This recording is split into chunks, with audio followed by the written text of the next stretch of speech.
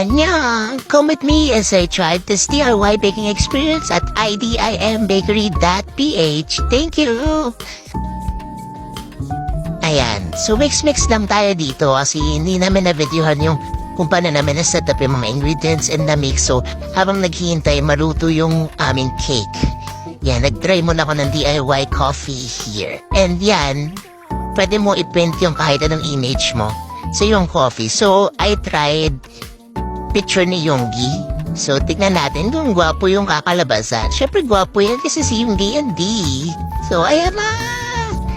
So, medyo pinag-eksperimentohan namin. Kasi hindi masyadong malaki yung picture. Pero, gwapo naman si Yoongi. Pero, try nyo i-large yung picture. So, ayan na siya. So, eto na. Cake design na. Ito na exciting part. So, hirap na hirap ako dyan mga te. Nakakaloka. Kasi hindi ko alam kung gagawin ko ba yung binigay sa amin na design or gagawa ko na sariling design. So, naisip ko kasi, since army ang peg natin today is army sana.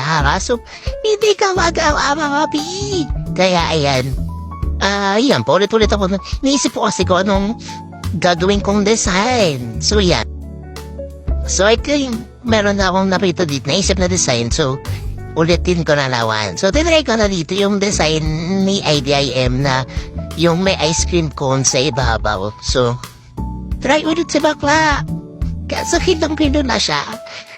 Tapos, ayan na. Malapit na matapos to.